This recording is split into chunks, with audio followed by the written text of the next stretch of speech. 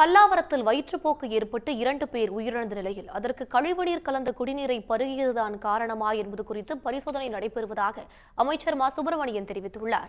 பல்லாவரம் அருகே காமராஜ் நகர், மலைமேடு உள்ளிட்ட பகுதியில் 300க்கும் மேற்பட்ட குடியிருப்புகள் உள்ளன. அப்பகுதியில் குடிநீரில் கழிவுநீர் கலந்ததாகவும் அதை பருகிய ஏராளமானோர் பாதிக்கப்பட்டதாகவும் புகார் எழுந்தது. உடல்நலம் பாதிக்கப்பட்ட கிருஷ்ணன், மோகன் ஆகிய இருவர் உயிரிழந்த நிலையில் 28 பேர் வயிற்றுப்போக்கு, வாந்தி உள்ளிட்ட உடல் உபாதைகளுக்கு சிகிச்சை பெற்றனர். காலையில் வெடியாலும் லூஸ் மோஷன் ஆச்சு, ஹாஸ்பிட்டல் வந்தோம். 2 நாள் ஆகுது, இன்னும் என்ன ஏதுன்னு தெரியல சார்.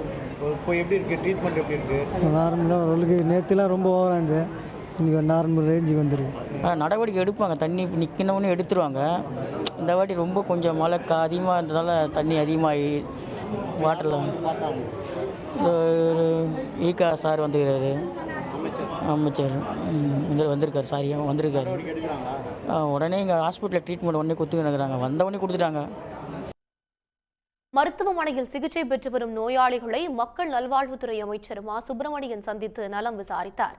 பின்னர் செய்தியாளர்களிடம் பேசிய அவர், குடிநீர் மாதிரிகளை பரிசோதனைக்கு அனுப்பி வைத்துள்ளதாகவும் 2 பேர் உயிரிழப்புக்கான காரணம் குறித்து பிரேத பரிசோதனைக்கு பிறகே தெரியவரும் என்றும் தெரிவித்தார்.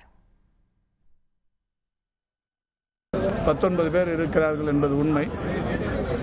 இந்த இறந்தவர்கள் 2 பேர் இறந்த நிலையில்தான் மருத்துவமனைக்கு அழைத்து வரப்பட்டிருக்கிறார்கள். ஒருவர் படுத்த படுக்கையாக இருக்கிற 88 வயது நிரம்பியவர் ஒருவர் இறந்திருக்கிறார். என்றாலும் இவர்களுடைய இறப்புக்கான காரணம் இன்னும் 2 நாட்களில் பிரேத பரிசோதனைக்கு பிறகும் குடிநீர் மாதிரியின் அந்த ரிசல்ட்டுக்கு பிறகும் நிச்சயம் தெரிய வரும். முன்னதாக மருத்துவமனையில் அனுமதிக்கப்பட்டுள்ளவர்களை அமைச்சர் தாமோ அன்பரசன் நேரில் சந்தித்து நலம் விசாரித்தார். குடிநீரில் கழிவுநீர் கலந்துள்ளதாக கூறப்படும் பகுதிகளில் அரசு சார்பில் நடவடிக்கை எடுக்க உத்தரவிட்டுள்ளதாக அவர் தெரிவித்தார். உடனுக்குடன் செய்திகளை தெரிந்து கொள்ள சன் நியூஸ் பெல் ஐகானை கிளிக் பண்ணுங்க.